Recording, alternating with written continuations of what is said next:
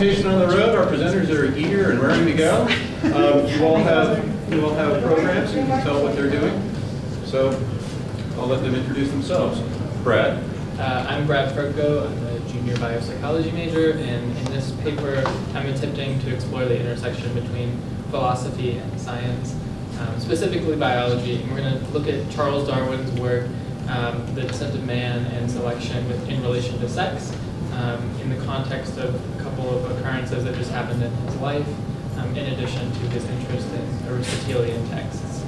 So with that, get started. So Charles Darwin's Descent of Man and Selection in relation to sex seeks to provide answers to questions that were at the forefront of scientific thought in Victorian England. Some of the questions Darwin and his contemporaries attempt to answer, particularly questions about human origin, are shrouded in popular ignorance and religious doctrine to this day. And at the time, it was especially difficult to study these questions and really just sort of frowned upon even in the scientific community. A passage from the introduction to Descent of Man captures Darwin's response to attitudes about the limits of scientific thought. It reads, "It has often and confidently been asserted that man's origin can never be known. But ignorance more frequently begets confidence than does knowledge. It is those who know little and not those who know much who so positively assert that this or that problem will never be solved by science." As a man who knew much, Darwin draws from myriad bases of knowledge, including Aristotle's rhetoric and politics, interactions with residents of Tierra del Fuego in South America, a freed slave in Edinburgh, and the biological concept of mimicry, to investigate questions some thought had no answer, foremost the origin of man. Darwin draws from Aristotle's rhetoric when he constructs fitness as a combination of traits that are both recognized as beautiful and fear-inspiring. And when we talk about fitness, I mean in the biological context, so your evolutionary fitness.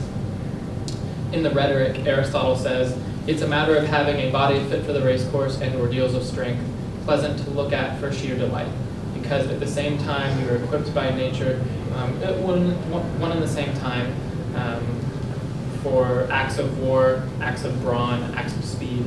And when someone isn't in his prime, he should be adapted to the toils of war and should be thought of as beautiful and fear-inspiring." Dr. Jason Tipton, a philosopher of science at St. John's University, is correct to note then that Darwin's construction of fitness, particularly for males in a species, is strikingly reminiscent of this passage of Aristotle's. It should come as no surprise to us then that in 1882, a letter to a translator of Aristotelian works named William Ogle, oddly enough, Darwin quips, "Linnaeus and Cuvier have been two of my gods, though in very different ways, but they were mere schoolboys to old Aristotle." Given Darwin's admiration of Aristotle, it's no stretch to assert that the above passage from rhetoric had a direct influence on Darwin's ideas. Darwin's foundation for sexual selection is based on two concepts. The first one is females discriminating males based on particular qualities, i.e. beauty, and male competition, which Darwin dubbed the law of battle, i.e. war. And from these two mechanisms of sexual selection identified by Darwin, the modern concepts of intrasexual and intersexual selection persist to this day. The idea of sexual selection resulted from Darwin's own confusion as to why organisms such as a peacock would develop plumage that seems to be more of a hindrance than an advantage to its survival.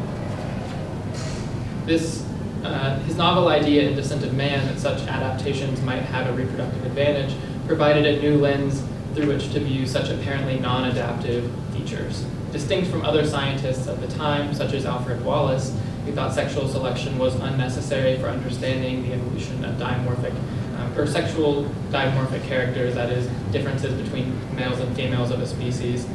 Darwin was adamant that sexual selection is the principal basis of differential traits between men and women and among races.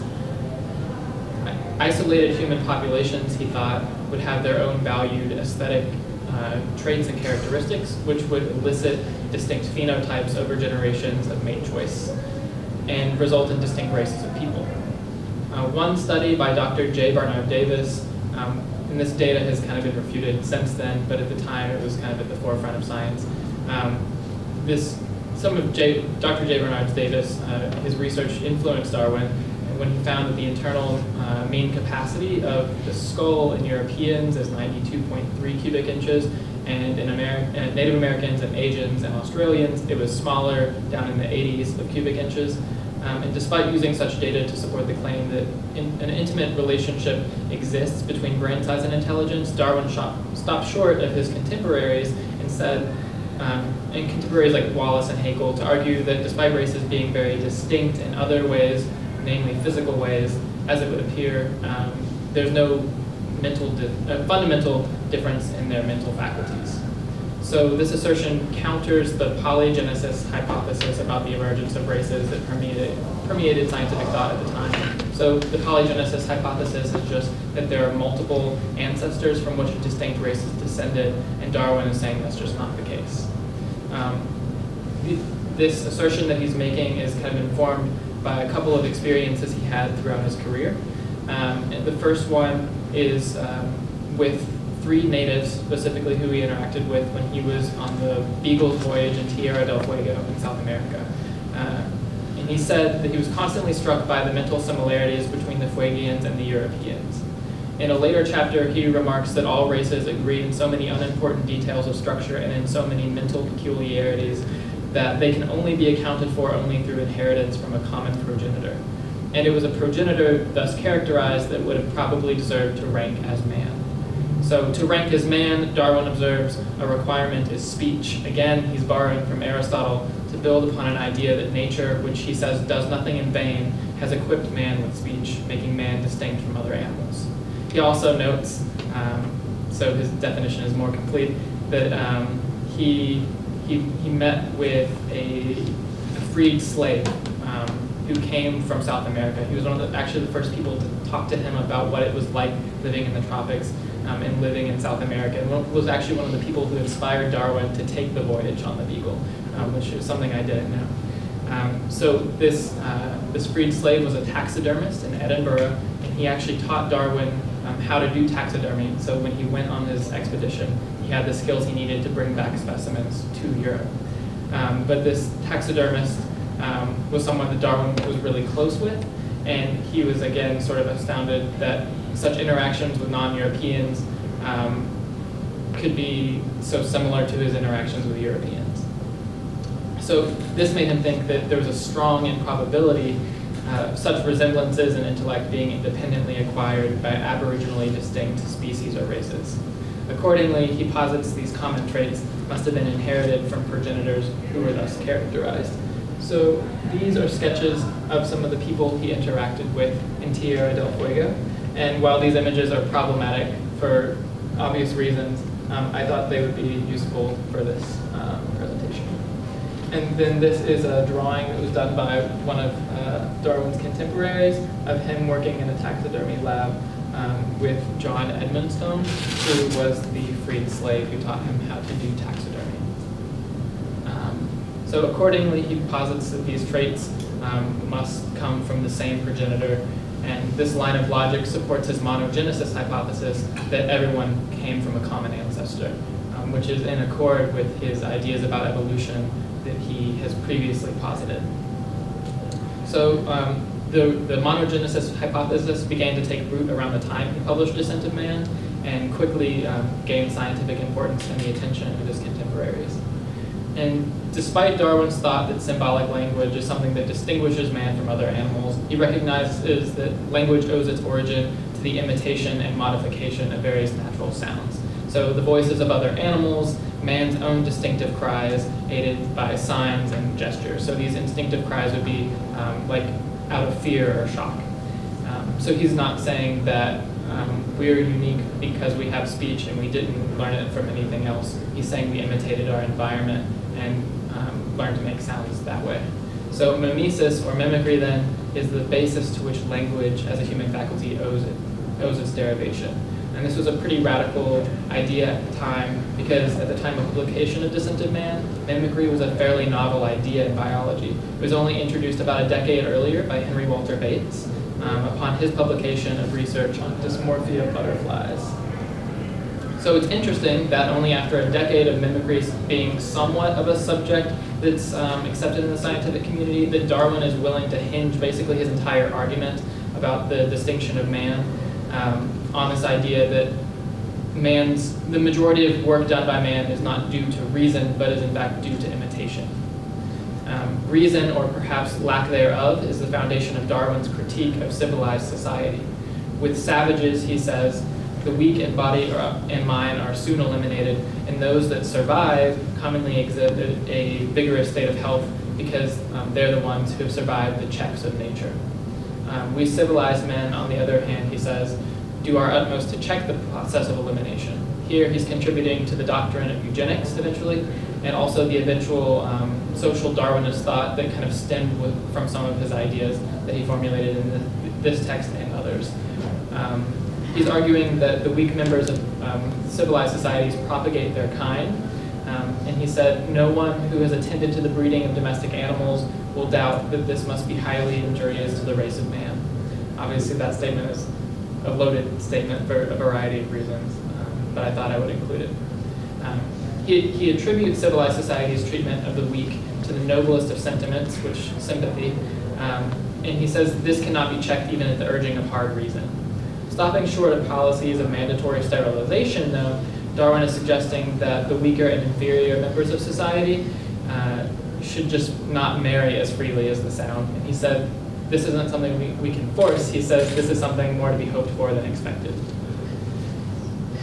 Drawing from Aristotelian texts, personal interactions with people who are unlike him, and novel biological ideas, Darwin was able to synthesize a treatise on humankind's monogenic origin in accord with his ideas of sexual selection with respect to competition and mate choice, mimesis, and a critique of social safety nets. Darwin developed his ideas then like a true student of the liberal arts. He didn't see himself as just a scientist. He saw himself as someone who was absorbing what was around him and trying to make something of it. So in laying out his ideas, he laid out the foundation for future animal behavior research in phylogeny, sexual selection, and mimicry, and he poses provocative questions and provides compelling explanations of them that hit at the very heart of human nature and origin. Thank you.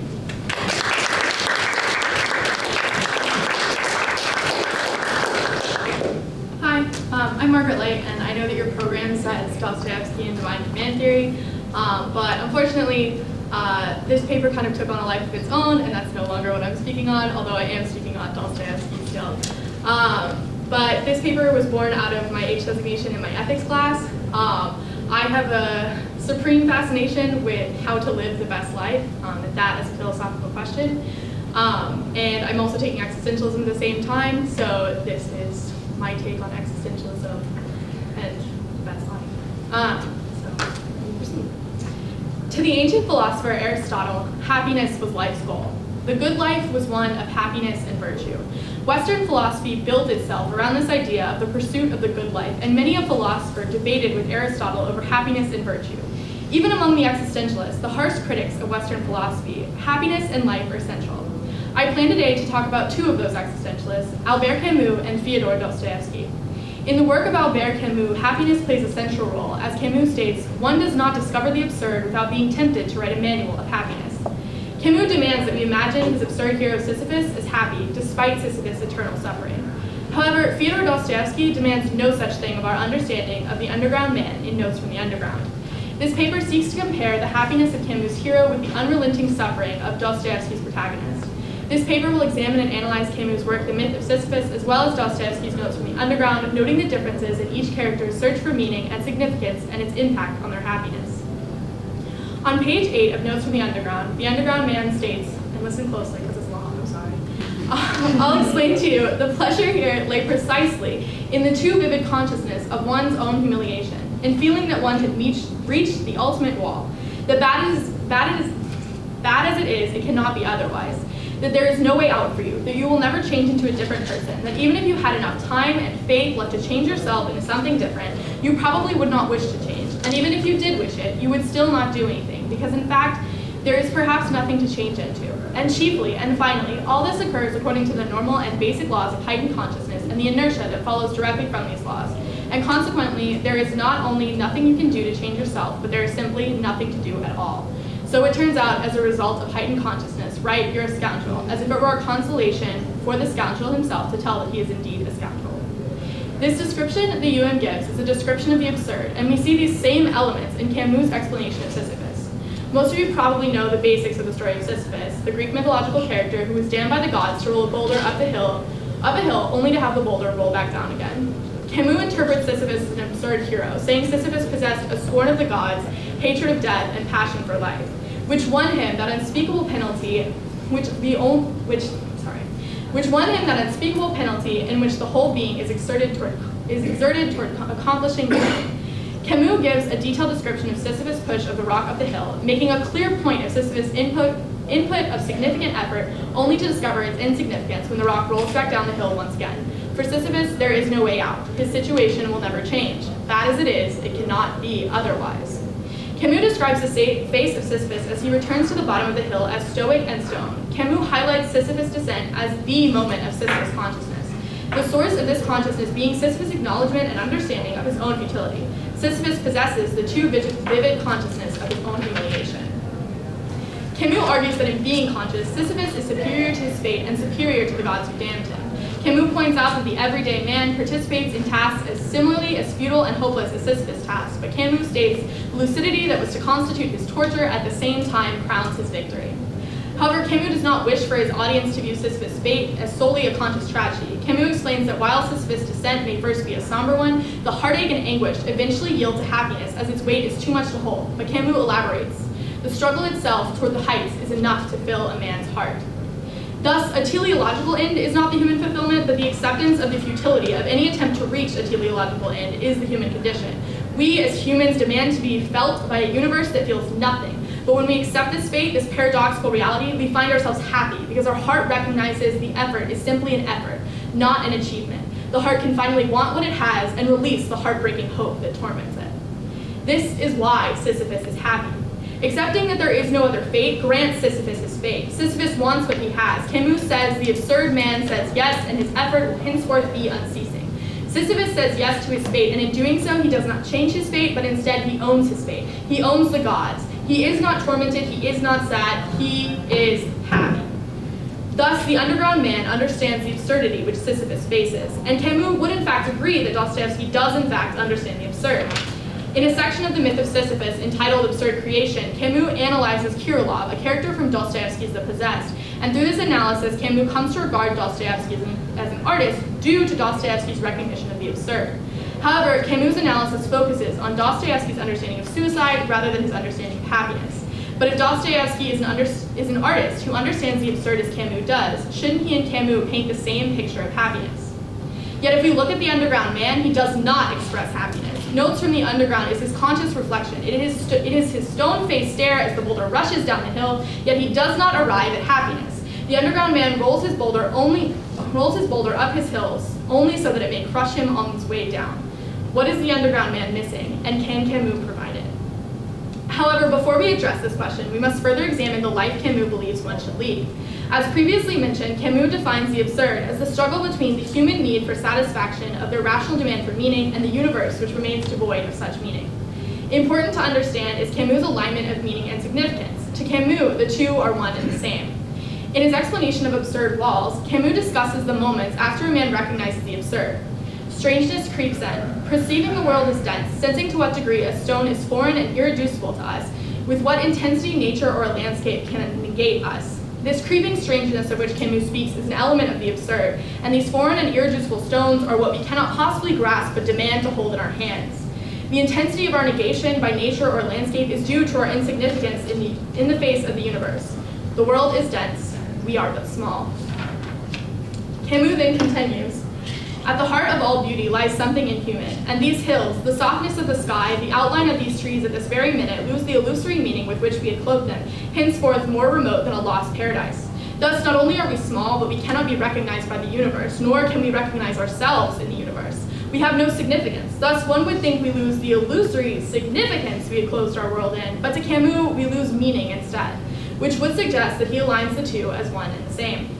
So from this notion that the universe lacks meaning or significance, yet the human experience demands significance, Camus asserts that the best life is one lived by the ethic of quantity, stating the absurd mind cannot so much expect ethical rules at the end of its reasoning as rather illustrations and the breadth of human lives. Camus' ethic of quantity is one in which a person is first conscious of the absurd and the second accumulates human experience. We see this in all three of the examples Camus gives: the seducer, the dramatist, the conqueror. Each one accepts that he is insignificant, and instead of vying for significance, each one simply tries to accumulate experience, lives, and people. The three live by the ethic of quantity, and that the only thing that matters is how many lives they can live. We see the same in Sisyphus, as Sisyphus' effort to roll the boulder up the hill cannot be significant, but he can accumulate numerous experiences of rolling the boulder up the hill. Therefore, a distinction here arises between Dostoevsky's Underground Man and Camus' Sisyphus, which is that the Underground Man tells the tale of his numerous attempts to be significant within apropos of the wet snow, the second section of Dostoevsky's work. Apropos of the wet snow differs from the first section of Notes from the Underground, simply entitled Notes, in that apropos is a narrative, whereas Notes is a rant and criticism of Western ideas and ideals. The tale told within apropos of the wet snow begins with the Underground Man's pursuit of a fight. The Underground Man attempts to fight with an officer in a tavern after witnessing another fight in which a man is thrown out a window. In order to do so, the Underground Man blocks the way of the officer, but the officer wordlessly moves the Underground Man as if he were no more than a chair, and then passes by. The Underground Man seeks a fight so that he might force someone to view his existence as significant and worthy of reaction, but instead the officer treats him as if he is inanimate. The Underground Man states, I could even have forgiven a beating, but I simply could not forgive his moving me and in the end just not noticing me. The Underground Man yearns for significance, yet he is confronted with his own insignificance. He is confronted with the absurd. Rather than live within the absurd and accept the officer's designation of his insignificance, the Underground Man is consumed by plans of revenge on the officer. He wishes to change his fate. The Underground Man commonly encounters this same officer on a bridge, which both stroll through frequently, and each time the Underground Man passes the officer, the Underground Man swerves out of his way, an action of which the Underground Man feels deeply ashamed, as this action leaves the Underground Man still feeling as if his existence is insignificant. After 2 years of these interactions, the Underground Man makes a plan not to swerve out of the officer's way when the two walk by each other. After a moment of cowardice, the Underground Man finally bumps his shoulder into the officer's shoulder to no avail, no reaction, no incident, no recognition, no significance.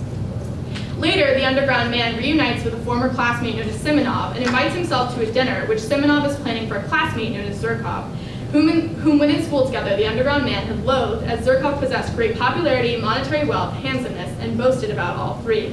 As a successful officer in the army, Zherkov has ceased to greet the Underground Man when encountering him in the street, which unsurprisingly infuriates the Underground Man, as Zherkov's actions are another confrontation with his own insignificance, while the man still demands significance. Unsurprising. The Underground Man invites himself to the dinner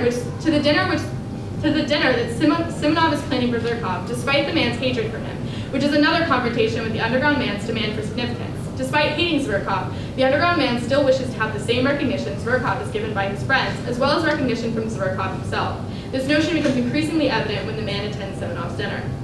The Underground Man continually confronts his own insignificance throughout the dinner, with the situation culminating in the man's request that Simonov give him 6 rubles so that he may go out with the men to a brothel they have decided to attend.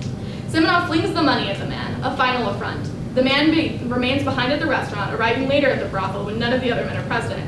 Here, the Underground Man encounters Liza, a prostitute.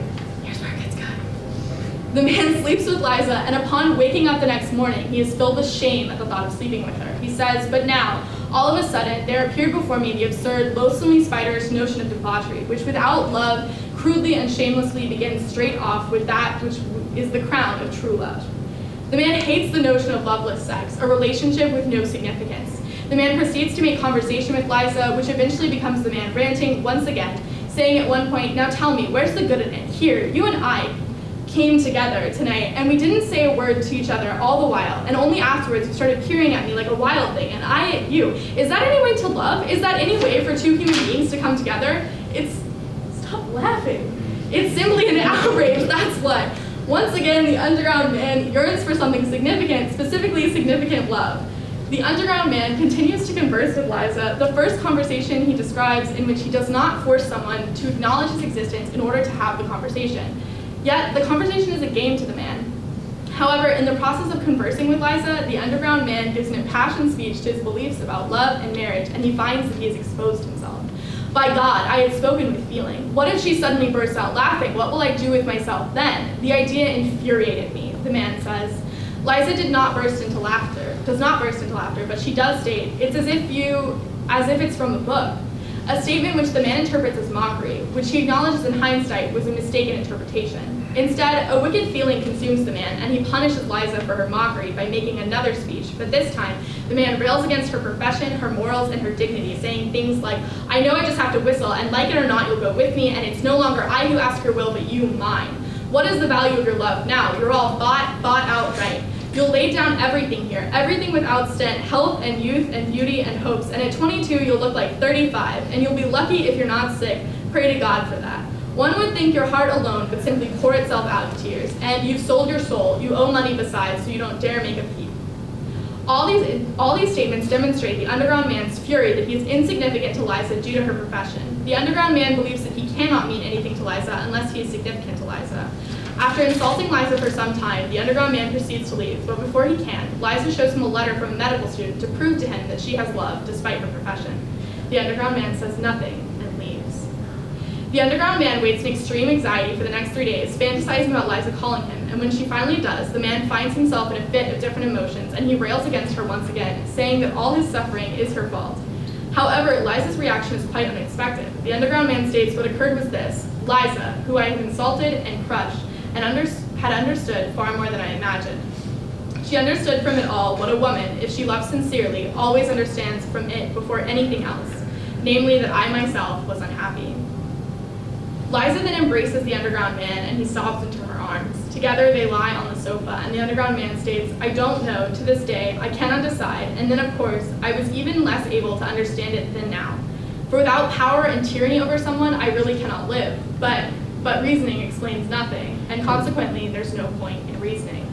The underground man realizes that he does not understand a love which is not significant. He cannot fathom that he means something to Liza without being significant to her as well. Thus, when Liza leaves the next morning, the underground man puts money into her hand, paying the prostitute for her labor. Liza leaves, and out of shame, the man rushes after her, but she is long gone. Upon returning, the underground man finds the money he gave to Liza crumpled in the corner. The man, in his alignment of meaning and significance, his confusion of the two, has pushed away his one chance at meaning: love. He retreats into the underground, where he stews in suffering and unhappiness. Earlier I asked, what is the underground man missing, and can Camus provide it? And the answer is that Camus is the underground man. Camus aligns meaning and significance and believes that because we cannot achieve significance, then there is no meaning. Dostoevsky recognizes that we cannot achieve significance, but we can achieve meaning through the embrace of love.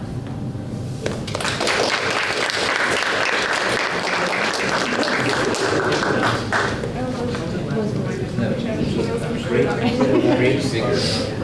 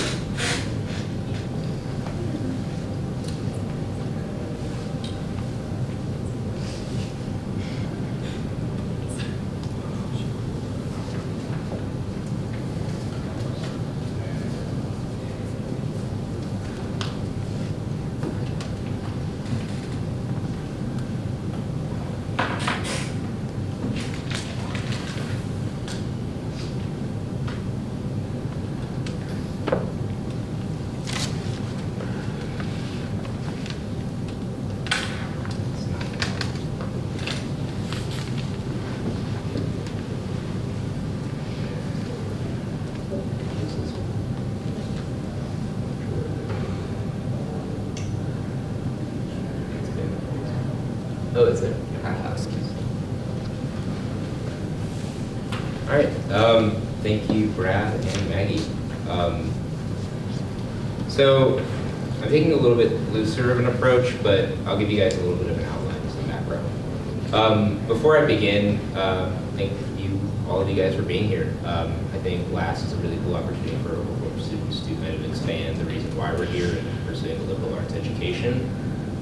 And while some students choose to take this as a day off, you guys are here because you choose to take this as a day of learning and appreciation for why we are at Oglethorpe.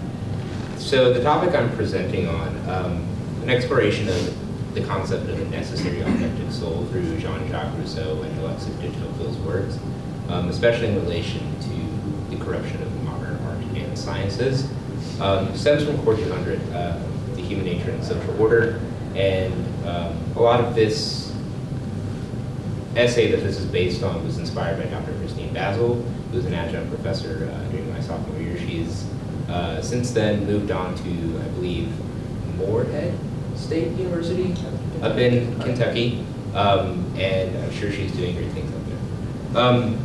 So a brief outline. We're going to review arts and science, we're going to review authentic art and science, and we're going to review bad art and science. The presumption of this talk is that I do believe there is good art, there is objectively good art and good science, and there is science that is kitsch. There's bad art, there's kitsch art. Then we're going to do a quick review of Jean-Jacques Rousseau and Alexis de Tocqueville, some of their background, who they were. Then we're going to look at their philosophies, how they relate and what do they teach us, especially in being housed under the idea of a common soul. The common soul and how that relates specifically to the corruption of arts and sciences. So how do they relate and what do they teach us? And finally, man's decision. What's your decision to make as far as what is good and what is bad, what persists and what must be limited? So, who wants to show up?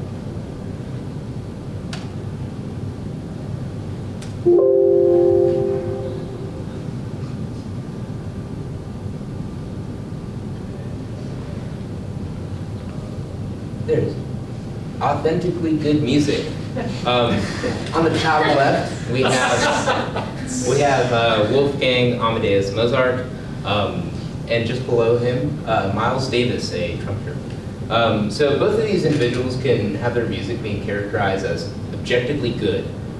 Whether it's your taste or not, they are talented musicians that presented something new and creative to their fields. They were innovators and they were authentic.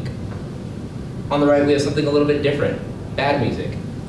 We have Kenny G, a clarinet player, far from a savant, and below them, Nickelback, and I don't think I need to go into Nickelback for those of you that have heard their music. All right, then we're going to move to science. What is authentic science? What is authentically good science, innovative science, science that looks forward and plods ahead rather than running circles around itself? Albert Einstein was his theory of relativity, as well as his equation on mass energy equivalence equals mc squared. Just below Einstein, we have Rosalind Franklin, known for her work on DNA X-ray crystallography that proceeded to create image 52 that now we attribute to the crystalline structure of DNA. And then on the left, we have something a little bit different. This is bad science. So at the top, under iliolymphoid nodular hyperplasia, I'm not going to try to pronounce it further. That is an article published by Andrew Wakefield. That name may ring bells for some of you. He was the scientist who generated the MMR vaccine article that said that vaccines could be linked to autism, that was then refuted or retracted from the Lancet magazine. So that is an example of bad science. Just below that is LaCour and Green's 2014 publication. It's very recent. Wakefield's article was in '98. LaCour and Green, their article was published in Science, which is a super high impact journal for my scientists out there. And they had come up with a theory that gay canvassing tends to work better than straight people canvassing. And they had little to no data, and their experimental hypothesis was flawed from the get-go. So it was then retracted from Science magazine, which is super notable. So bad science still exists, even with attempts to kind of homogenize a great, I guess, exploration of scientific theory and the scientific method. So these are kind of abstraction, but we'll move in to see how they relate to Rousseau and Tocqueville in just a moment. There's my man, Jean-Jacques Rousseau.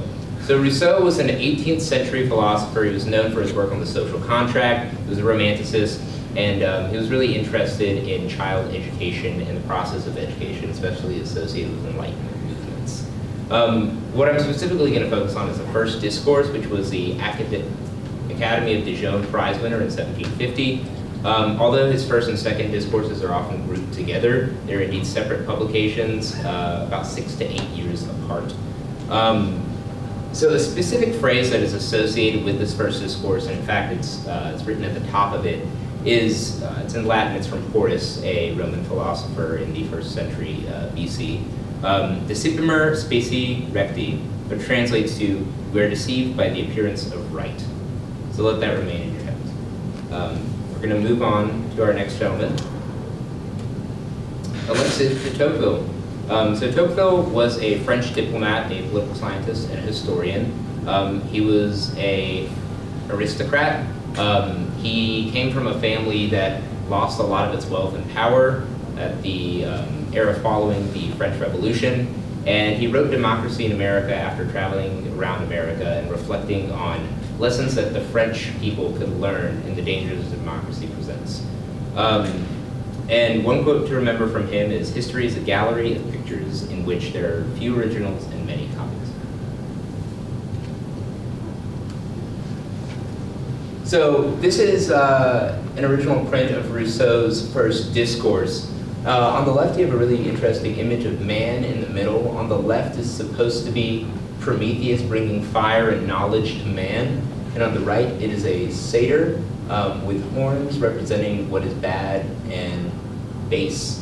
And so you have this man reflecting on deciding half of his body is shown in the dark and half is shown in the light to see that it is his decision whether to aim towards the base or to aim towards the good, despite the factors that are surrounding him. So at the beginning of this first discourse, his question, which is in French there, but I have it in English, fortunately, asks this: has the restoration of the sciences and arts tended to purify morals?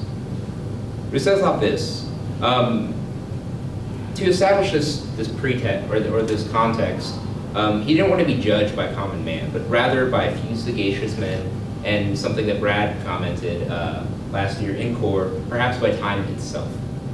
He argues that our souls have been corrupted in proportion to the advancement of science, and as a scientist myself, while that isn't something that I'm in full agreement with, I qualify this conditionally with what I'm going to present from Tocqueville in just a moment. He argues that true science is rare. At his time, Bacon and Descartes were doing some really interesting science. And he says, yes, this is true science, but he was also referring to the other scientists of the Enlightenment period pursuing what could be called kitsch science, science that is false and data that isn't true, and presenting this perhaps with conclusions that are reaching above what the data actually suggest. So here, the curious thing actually about this discourse is he presents it to the Dijon Academy of Intellectuals, and it is an argument of them to themselves, which is really curious because he says, the foundations upon which your thought is built, and this integrity that you walk around with, so representing and supporting your own work, it is false and you need to be cautious and you need to be wary, and actually it ended up winning the prize. So furthermore, he says that the pursuit of arts and sciences led to a spread of luxury during the Enlightenment period. That was one of the first times that science could be directly interrelated with the rise of monetary gain or financial gain from it. And he argues that this luxury led to a rise in laziness and corruption of morality. He says that luxury undermines courage, which is a creative and authentic thing which life relies on. He thinks that the pursuit of arts and sciences to gain luxury, which ultimately leads to laziness, is a done-cheap mentality. It is a way for, well, let me hop into this science thing, for I'm not in it for its true virtuous purpose, but let me exploit it for my own gain and debase it. He says, he suggests this: the government of their time manipulates the arts and sciences by making their actions appear less despotic, but perhaps more powerful. And they do this by spreading the garlands of flowers over the iron chains with which men are burdened. These masses who have corrupted the beauty of the arts and the truth of science are made to love their slavery, then at last they will become what is called civilized peoples.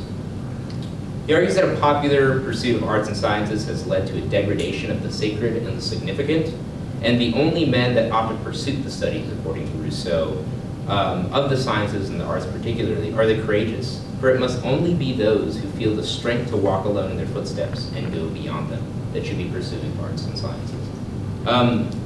He argues that we must be moved by divine and not by compulsion, and furthermore, that unauthentic pursuits are better to be engraved on Corinthian capitals and in the annals of history.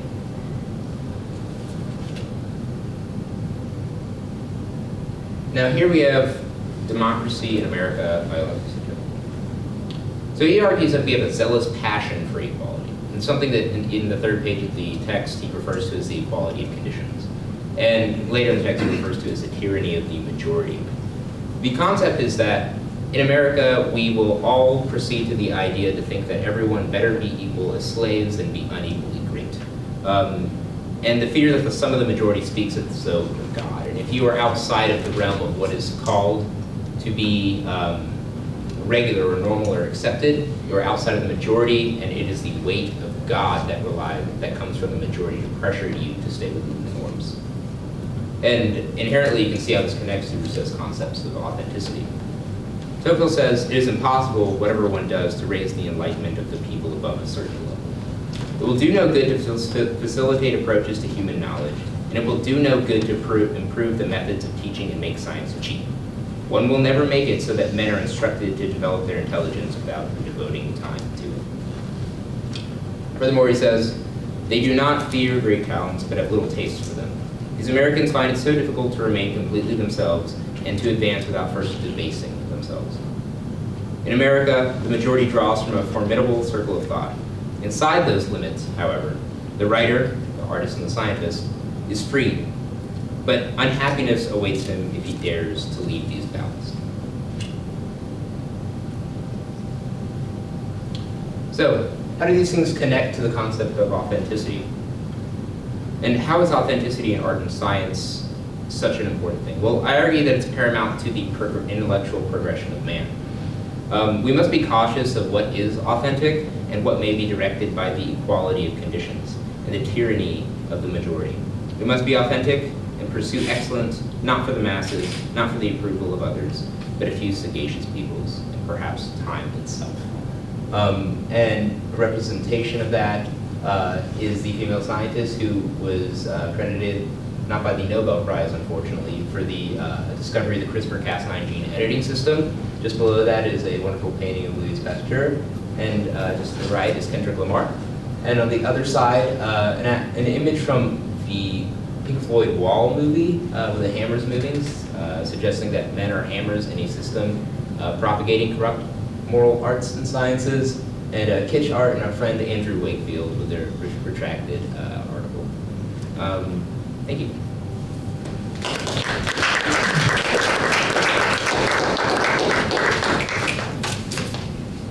We will now entertain questions and answers.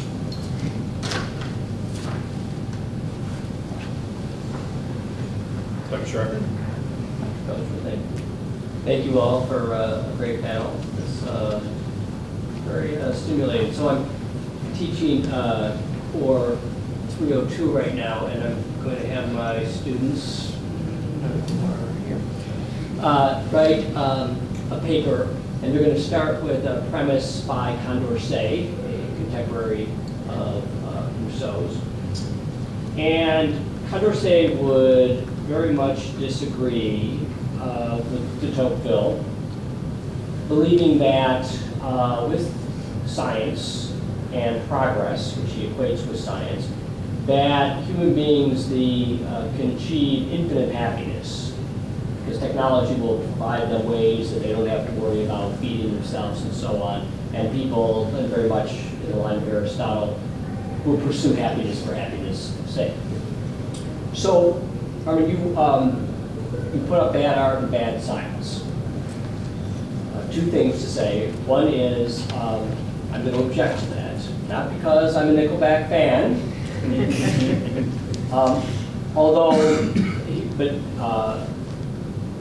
Nickelback and Kenny G are not necessarily bad musicians. Their notes play, they're competent, unlike the science, which is objectively bad.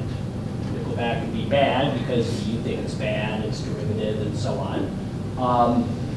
but they can play notes that form a song and so on, where your scientists, this gets back to our lecture this morning about fake news versus bad news, and so people who deliberately use fake results or who conclude things that their data doesn't support seem to me in a different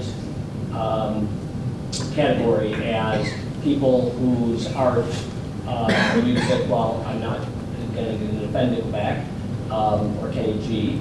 And I know you don't like them because in some ways they're popular, but they're not heroic. They don't break out of any bands, and they probably themselves would say they don't. But I'm not sure that makes them bad. And so, and I'll just end with this question, that science, art, and I'm not sure where social science goes in this, because science seems to me a hypothesis. You gather data and you can make conclusions, and you can repeat these conclusions if you do these experiments the same way.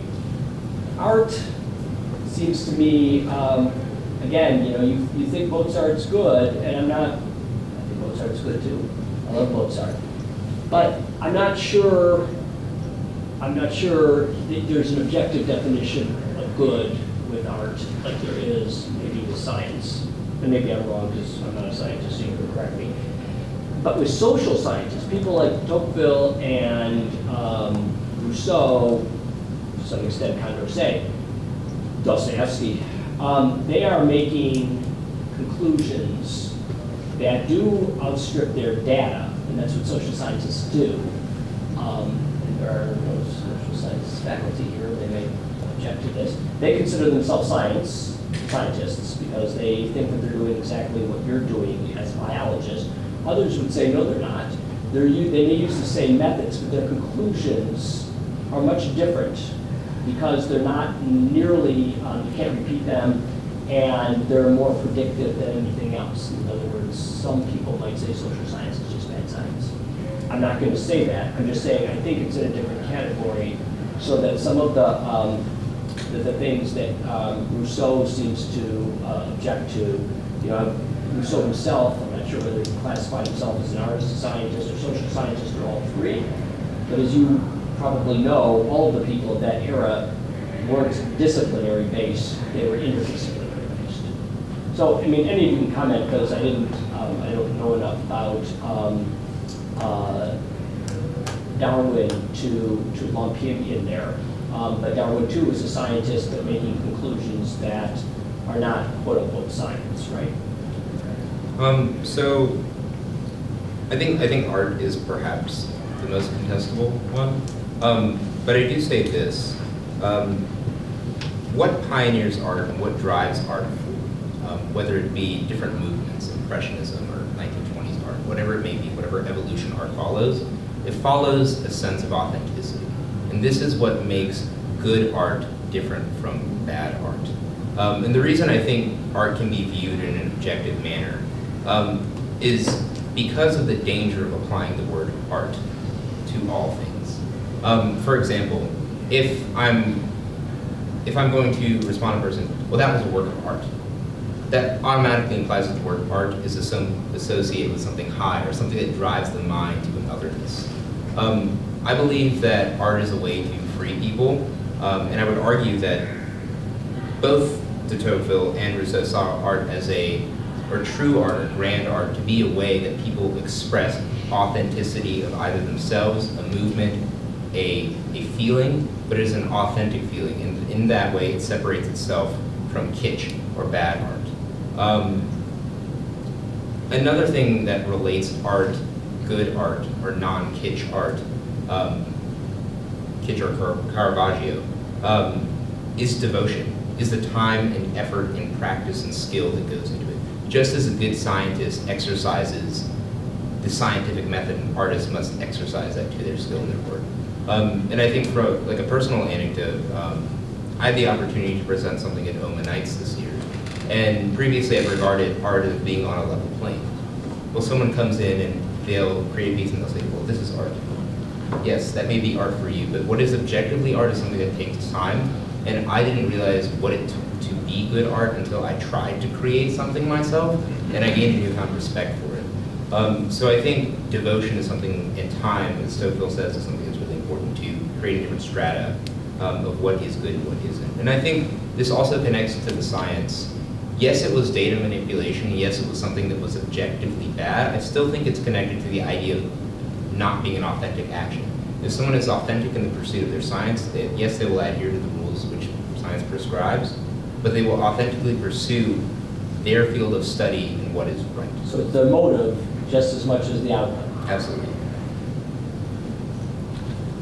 Can I follow up? Yeah. Okay, so one thing that I would like to maybe look at as well is specifically with art, the aim of art. Prior to, I would say, what we think of as modern art now, so basically anything after maybe Impressionism is a good cutoff point. Really the aim was to produce something that was beautiful. In modernity, we see art being sort of redirected a lot of the time to produce something that is shocking, or something that evokes some sort of visceral reaction. And I think that in changing the aim of art, perhaps we also changed the goodness of art, possibly. And that when we aren't striving for something that is beautiful, which is, I think, the objective standard on which you should maybe measure something like art, maybe what we are producing is no longer art, but some sort of other phenomenon. The beauty of the artist or the beauty of the person? The piece, the artwork, I would say. And then also with science, I think the examples that Arman kind of chose of bad science, they were probably like morally bad, right? Yes. Like producing the science is fundamentally lying. Right. But I think there can also be bad science in the sense that the science is not elegant. The design isn't good. Maybe you still get data that's significant, but it's not good science because you weren't pushing the field's boundaries, and you weren't, I guess, doing something that hasn't been done before. You weren't pioneering and actually producing something within the framework of the scientific method. In that sense, I don't think all science measures up to what Arman would say is good science. Margaret, did you want to chip in?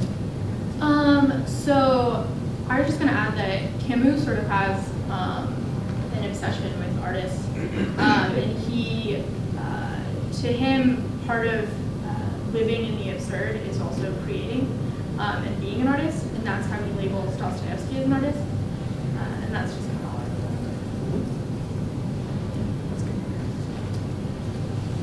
I I wanted to propose a kind of Rousseauian answer to the question you asked, and that Pro Sharpman asked, and see if you wanted to follow up about the critique of the scientists in particular in the first discourse.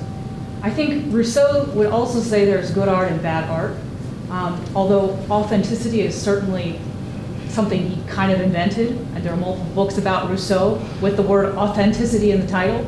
I would say that in the first discourse,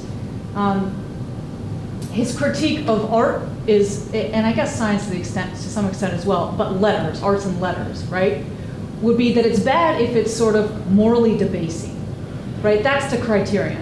Does it make people scorn their fellow human beings more? Does it make them more violent? Does it make them more lewd?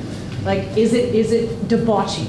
I think would be his criterion for good and bad art. Now, people certainly would criticize that, but I would say that that's that is more his standard. In distinguishing good and bad arts and letters would be, their moral outcome. That seems to be the standard by which he's judging everything. And he does provide data, which is, he says, every people whom we know of in the history of the world who has cultivated the arts and sciences, what's happened to them? They become weak and soft, and other people conquer them, right? He says that there is not yet an example in human history where that doesn't bear out, right? And with the sciences, it seems like, and I guess this would also apply to arts and letters, is I guess maybe this is just a slightly different way of wording inauthentic, which is that he says they're not The problem with most people who call themselves philosophers, present company excluded, of course, is that they're not fundamentally interested in the pursuit of truth, but something motivates them more than that, which is vanity, right? That it's not at the end of the day about truth, it's about vanity. So that's a kind of being inauthentic, but it's sort of inauthentically representing your true motives, which is really what is his major criticism of those who cultivate the arts and sciences. That they're phonies, right? So I felt compelled to give the a Rousseauian response to this question. I'm in agreement with most of that. I think one area of concern is, like with Rousseau, is I think yes, the moral consequences are the high argument that he's kind of proposing in the first discourse. I think the concern that comes with the concept of authenticity is perhaps best illustrated when he describes Voltaire's work with the creation of the encyclopedia. Mm-hmm. And he says, this is nothing but grunt work that does nothing but repeat the past. And perhaps, I mean, there's multiple ways of viewing that, right? Yeah. You're creating the encyclopedia for a book of knowledge for other people to come and reference, which may inspire new knowledge. And Rousseau may even be elitist in his, his view of Voltaire over there making the encyclopedia. However, it could also be you're simply recording the works of the past, and that does not do anything to push the moral boundaries of what is good further forward. And maybe it doesn't push the boundaries of what is new learning forward. So maybe that could be a response that he has to referential works, things that try to tie other things together, a lot of secondary literature, which curiously a lot of his work is secondary literature, borrowing from Aristotle and Montesquieu, and asking questions but never providing an answer. And I think that's the unique thing about Rousseau, is that a lot of people were motivated by his works, namely Smith, perhaps even Marx in a response, Tocqueville, and even Robespierre in eliciting a lot of actions in the French Revolution. Surely some of you have something to say about authenticity. I think if I hit on authenticity, I think I would be talking on a different topic than what the authenticity Arman is talking about if I talked about it from an existentialist perspective. So that's what I'm telling you for giving me that look.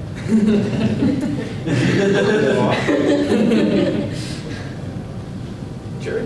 So this could be a way simpler question or something like that, but what's the difference between meaning and significance, or Camus, Dostoevsky, both, perhaps? Right, so yeah, it's for me kind of like these arguments of chasing after meaning in life really do come down to sorting out what terms we're using in the first place, right? So what's the difference between meaning and significance? So I think significance in this sense to Camus is, so you've got the boulder, it's at the top of the hill. Hold on, let me start over. Okay, so to Plato, originally there was like this idea of a teleological end, which is like what you achieve at the end of your life, and you are there, and that's your goal, and you made it, and the world's great because you made it to your end, you found it, woo, done. To Camus, like, Sisyphus rolls the boulder up the hill, boulder's there, it's all done, rolls back down.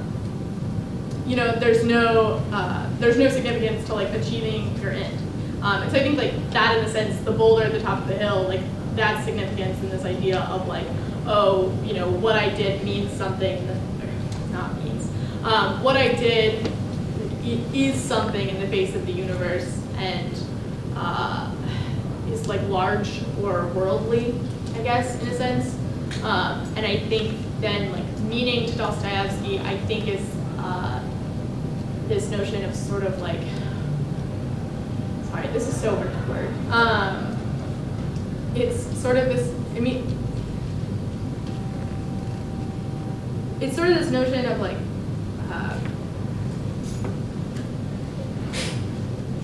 it's like the notion of love, but more so in a sense of like God's love and the fact that like, God loves everyone. And that means something, but it's not significant because God loves everyone. Does that kind of answer your question at all? Dr. Shropshire? I had a question for Brad, prompted by Margaret.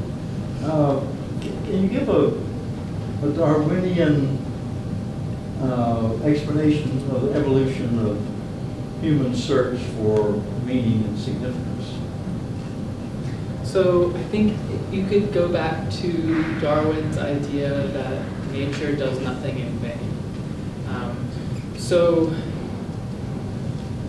if humans are finding something significant that is not for no reason. There is a purpose, a biological purpose probably, that gives us some sort of greater reproductive or even just survival fitness in believing that something is significant or meaningful. In the sense that perhaps in finding something meaningful or significant in our lives, we are more able to reproduce and live to the age where we can reproduce, perhaps because we're not committing suicide out of despair or something like that.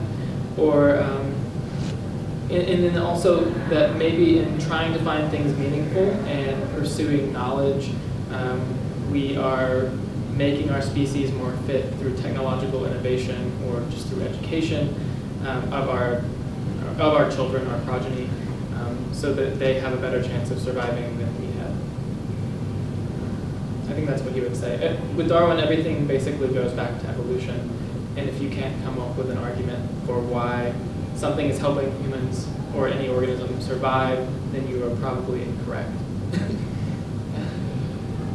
Yeah. I think maybe like the philosophical approach to that could be that if Darwin assumes that nature doesn't do anything in vain,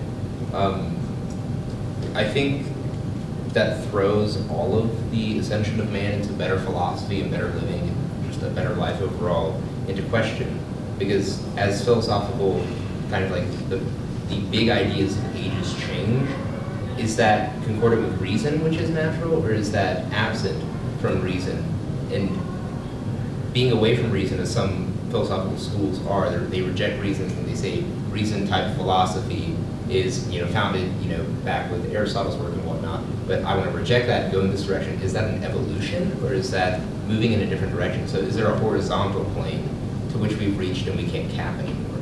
If I could piggyback on that a little bit. So another thing about evolution is that evolution has no end. Evolution is a means by which you survive, but that survival is going to be contingent on a changing environment. So just as Arman has talked about how different ages have different aims, perhaps our search for meaning and significance has to do less with some sort of thing that we're all striving for and more in reference to trying to reconcile our existence with our contemporary environment. So that could offer maybe a Darwinian approach to why humans think about things differently throughout history. Which may actually interact with the tyranny of the majority. So if the majority says that the best aim of this time is X, then if you don't believe in the current aim of that time, are you the best fitted for that current time? Are you going to be able to live your best life in that time if you prescribe to a different school of philosophy, or I guess general thought? But you're limiting the greatness to exactly those people. Mm-hmm. Right? People listen to Nickelback and Kenny G, but that's the tyranny of the majority. They're no good, but they're pushed and people live. The only true musician or artist are people breaking boundaries, working hard, producing meaning only for themselves, not because they want to sell. It's not commercial, right?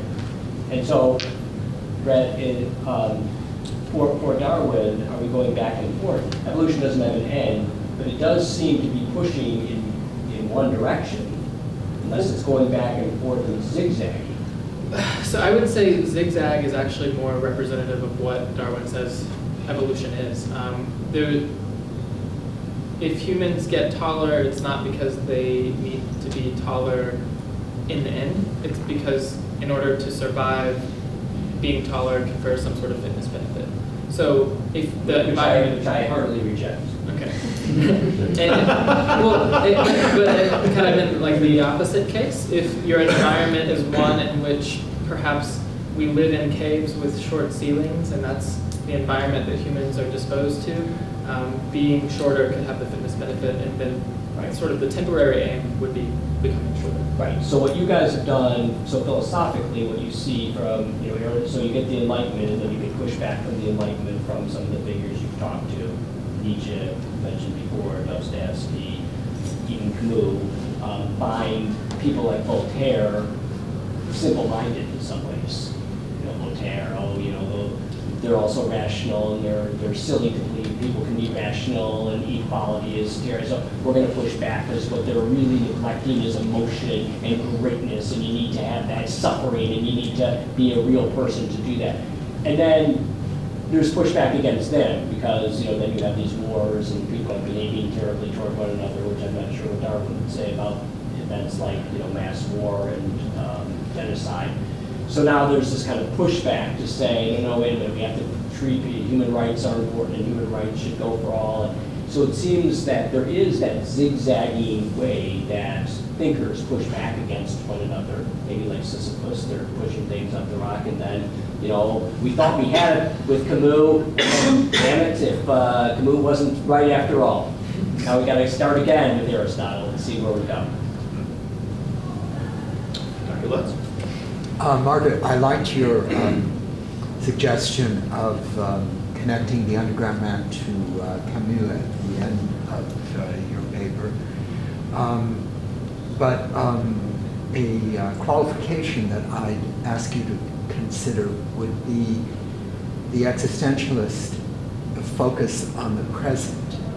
And what we get in Dostoevsky very clearly in that text of The Underground is this is 16 years beforehand.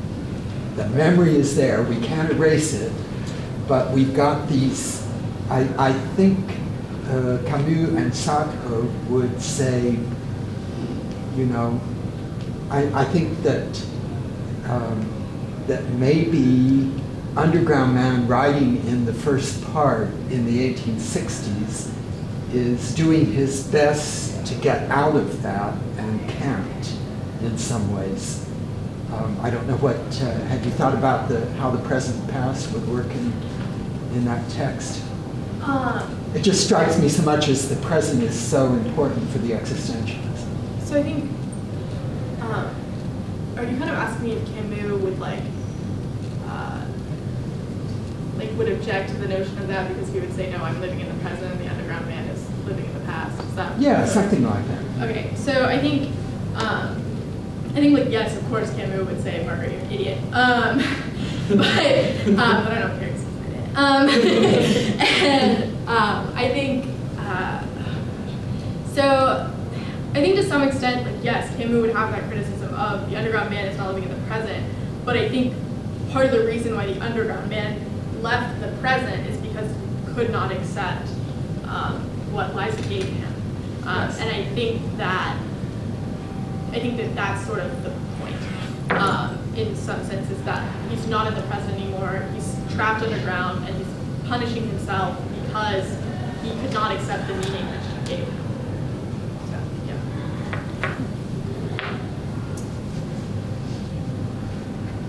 Well, if I might, this is for Arman, I think, but anyone else can jump in. So I'm not sure if you're aware of this, but one of the central debates in philosophy of science over the last 50, 75 years has been about the distinction between pseudoscience and science, which seems like it's awfully close to your discussion of inauthentic and authentic science. Yes. Sort of culminated, I think, in Kuhn's work, The Structure of Scientific Revolutions. And I think the point Kuhn made quite strongly, and most people seem to think he got it right, is that, well, okay, we have this revolutionary science. People like Newton, Einstein, maybe the quantum mechanical revolution. That's pretty few and far between. And the vast majority of science is what he called normal science, which was this sort of steady, plodding accumulation of results, which seemed like it's almost like what you were calling inauthentic science. It doesn't really push the boundaries. It's not revolution. It's not revolutionary. It's baby steps. I think most scientists would say, yeah, our work is baby stepping. And I would agree. I would say most research that I reviewed in my biology classes is science that is baby stepping. However, I do think the concern comes from this. Maybe not the science of the producing because it is authentic and a baby step. But I think the concern comes from when this baby step is all that scientific man has to offer. I think it's really dangerous when man approaches science as the only form of personal progress and rejects all other schools of thought because science is objective and truthful and superior, but doesn't take the time to conceptualize. There are truths to be found in other realms of learning and academia, and that perhaps my plot forward in science is the greatest good which man can contribute, and I won't have consideration for other acts that can bring truth forward to man.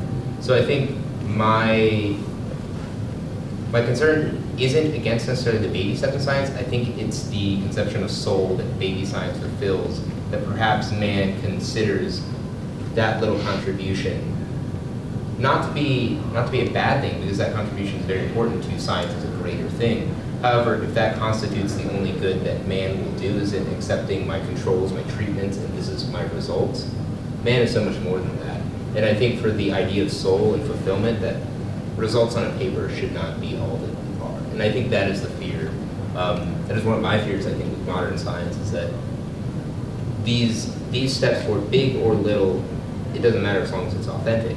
However, is that going to answer the biggest questions of life?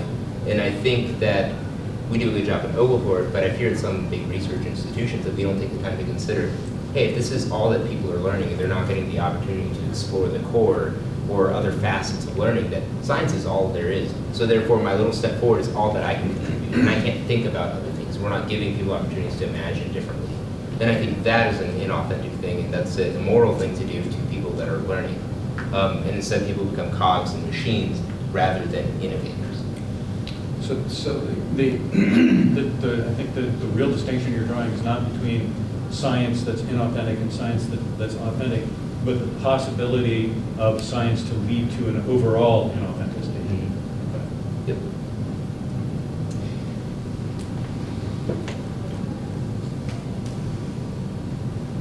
Well, ladies and gentlemen, I believe it's Miller time. Yeah.